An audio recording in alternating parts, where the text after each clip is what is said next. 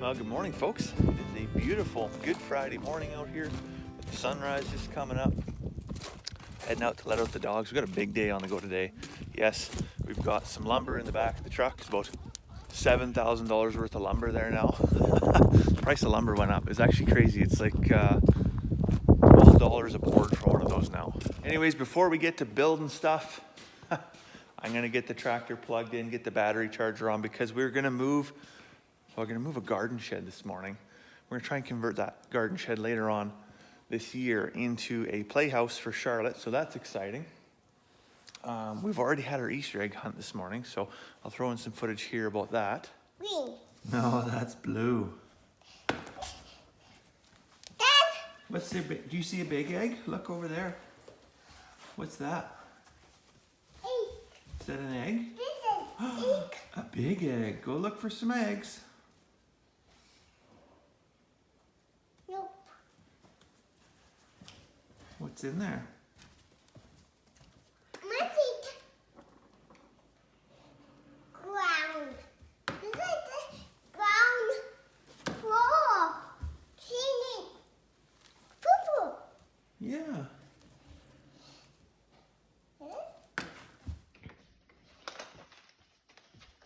Yeah.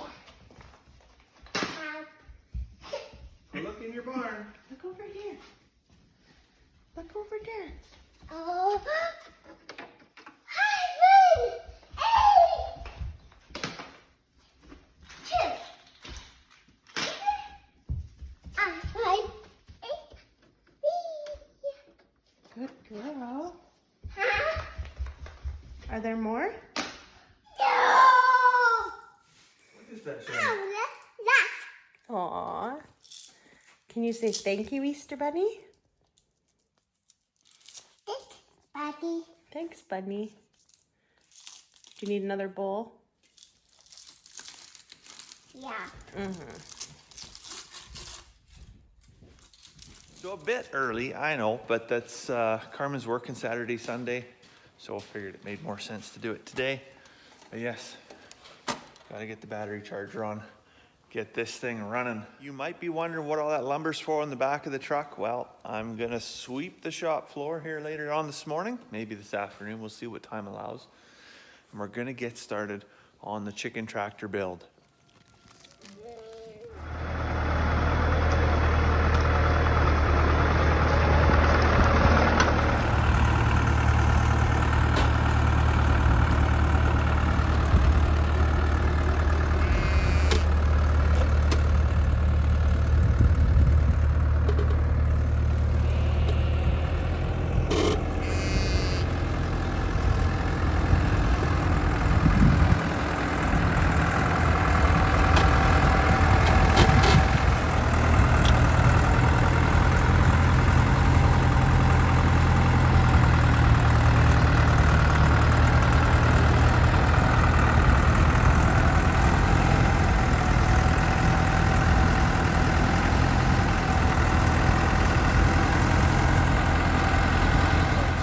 To our wood pile and grabbed the rest of the lumber we need to build our 2 chicken tractors today. I'm going to start with one, do a complete build. If I like it, then we'll move on to the second one. If not, might be back to the drawing board. But yeah, now we're up to like $17,000 in total lumber cost. I'm just kidding, of course it's not. But this is like, well, it probably, you know what? I bet you that's $250 worth of lumber there. Just that little pile. So crazy what the price of wood is these days. All right, so when we're done this project, if this is something you'd like to do yourself, well, absolutely, more than welcome, just copy it, go right ahead. But there's some things you're gonna need. For sure, you're gonna need a good straight edge. We just like to use a 4-foot spirit level. Works really well. Some 3-inch deck screws, the number 2 Robertson head.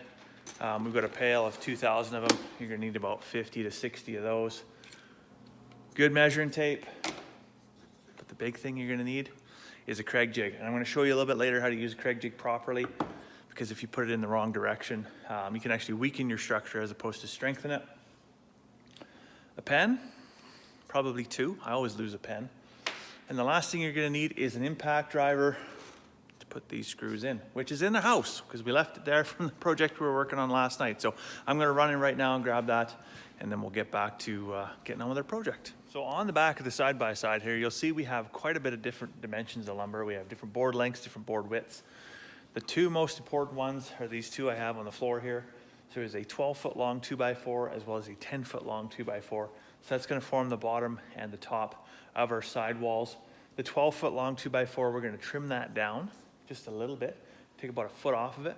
So there's going to be a 6-inch overhang beyond the extension of the wall on either side that's going to angle up. So that's going to basically make it a skid so that we can easily drag this thing along the ground. So one thing you might find challenging when you're working on a project like this, you go to the hardware store, you buy $17,000 worth of lumber, and you get a 10-foot board. Well, true story, it's not actually a 10-foot board.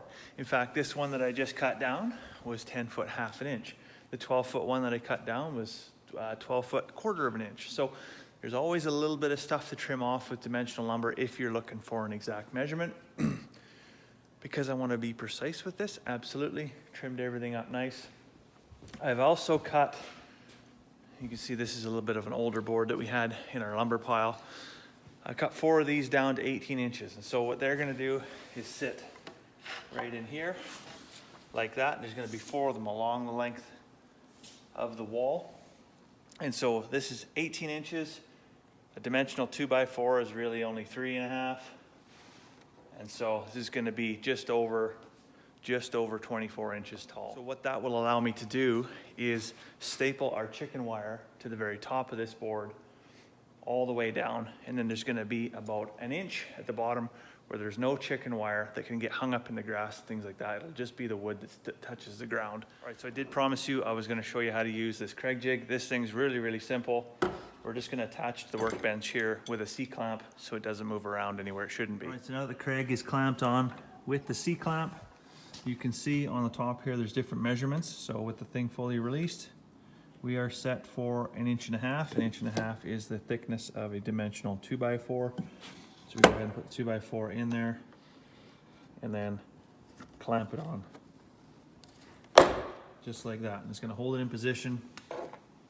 And the Kreg Jig comes with this beautiful little drill bit, so it drills your hole and a pilot hole for your screw.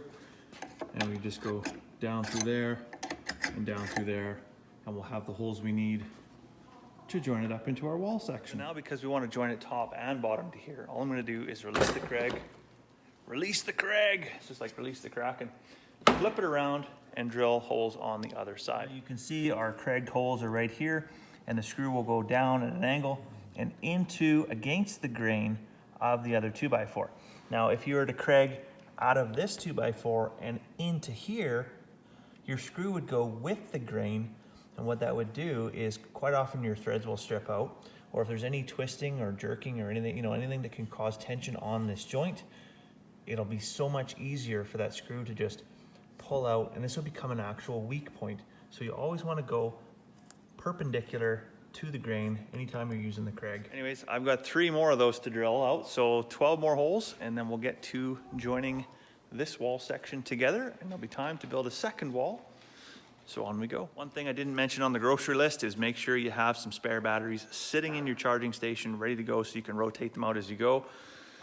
This drill sat outside all morning with the battery in it, so cold batteries don't generally last too long, so we really only got about 15 minutes into the project, and it's time to switch it out. It's actually a pretty nice day outside, so much so that I've even got the shop door open. But outside it's windy, but in behind the shop or in the shop it's actually quite nice. The sun's coming down.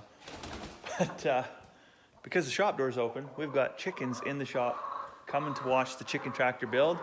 Joke's on them. They'll never get to see the inside of this chicken tractor because these are all for the 75 meat birds that we have showing up in, what's it gonna be, 26 days?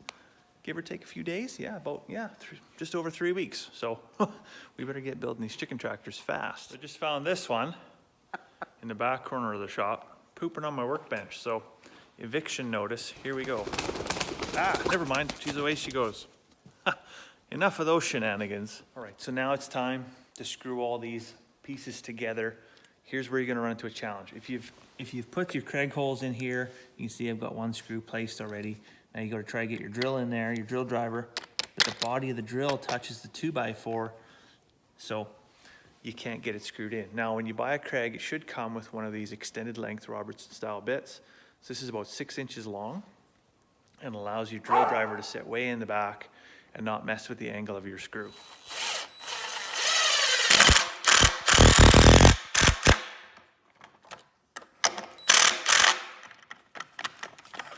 Perfect. All right, so that's our first wall done, and we're gonna do it all over again. So now we've got both our side walls put up there, and then we've taken a 8-foot length of 2x6 and trimmed it down to 93 inches. And right on the end here, we've cut it down to 3.5 inches and tapered up to its full width, 5.5 inches in the center. So it kind of builds a bit of a canopy. And so when we put that wall together, you'll see that's what this one looks like here. So we're about to attach that front and rear. And then we'll have the basic frame of the chicken tractor at that point, and we're gonna add a few more ribs in along the top, and it'll be done.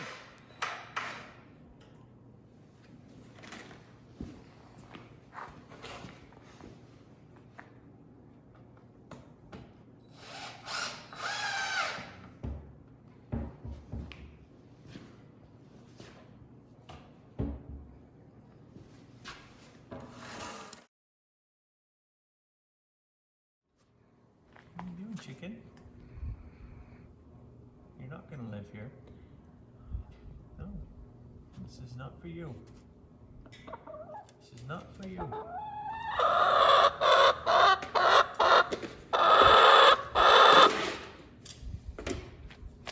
All right, so we had a bit of a gap in production there, so we didn't see all of the assembly.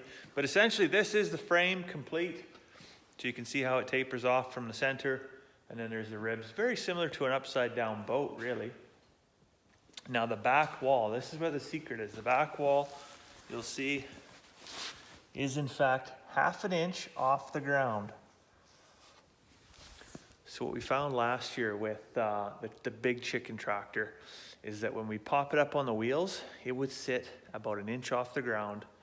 And it was a chicken trap is what it was. And so we did end up running over a couple of them. So what I've decided to do with this one is to not put any wheels on it. We're just gonna leave it 1/2 inch off the ground. And as you can see, we've tapered the ends of the board. So it's gonna act like skis, and we're just gonna drag it with the rope. And then this should be low enough that this 2x4 will catch the bird in the breast and push, or the tail, and push them along, as opposed to being higher and then bowling them over and then running them over essentially. So now on this back side here, what we're gonna do is we're gonna enclose this with like aluminum siding. We're gonna do the full back and then halfway down the sides.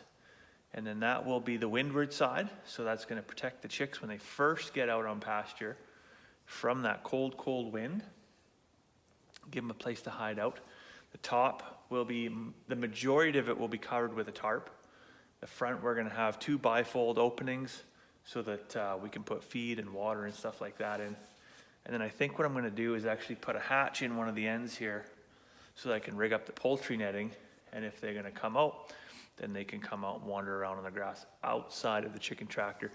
You know, that'll be for later on, I think, when they get a little bit bigger. But anyways, so that's the progress so far on the completely redesigned chicken tractor. So it's not what Joel Salatin does, and it's not what John Sascovich does. So the reason I wanted to have a low profile, because we get so much wind up here, and even the big chicken tractor that we rigged up last year does sit, that the base of it is basically this height, but the roof of it sits up with much more pitch, and it catches an awful lot of wind.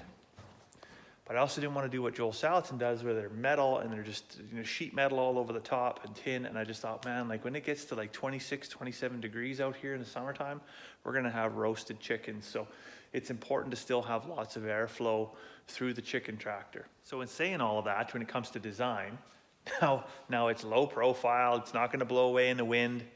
How heavy is it? Well, actually, it's not that heavy.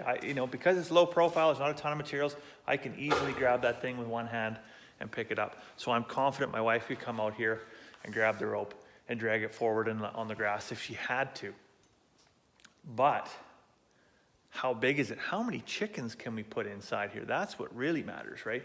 So it's 8 by 10, 80 square feet. You can have 1 bird per 2 square feet. So there's room technically in there for 40 chickens. We're gonna put 25 in there, and we're gonna build a second one of these, And then we have the big chicken tractor from last year, which it's going to be interesting to do the side-by-side comparison from this redesign to that other. So the other design is a modified John Sascovich chicken tractor, because we had an old carport. We built a frame around the base of it and used the old carport to, and so it's huge. I think it's, what is it? It's 10 by 14.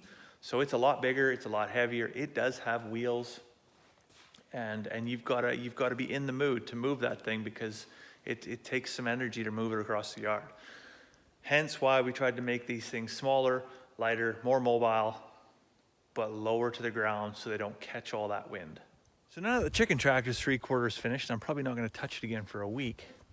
I'm at the little blue chicken house and I'm cleaning this thing completely out. Couple of reasons, actually, because I'm figuring we're going to have some lambs here soon. This has actually acted as a sheep nursery pretty much every year since we got here, because you know, we get the odd ewe with a dopey lamb or something like that. So we chuck them in here for a couple of days till they get everything straightened out, and then we kick them back in with everybody else. But once that's complete, this is going to be the brooder for 75 Cornish cross chicks that are coming before they move into the chicken tractor. They're going to spend some time in here. We're probably going to keep some as well in the shop. We'll see how quickly they grow and how much space they take up. Probably more than what we think, but anyways, I have a plan B for that, so that's okay. So now all that material that comes out of the chicken house, where does it go? Well, it's going to go into our compost bin. You see I got the garden hose in there right now. I'm soaking it down. I get it nice and damp, and then this thing's going to sit there and cook probably until fall, and I'll turn it a few times obviously in between then and now. Well, I was just out and checked the girls, give them a little bit of a grain treat before I tuck them into bed for the evening. But I think it's time for me to go in and get myself a cup of tea. So I hope you have a fantastic evening, and we'll see you tomorrow.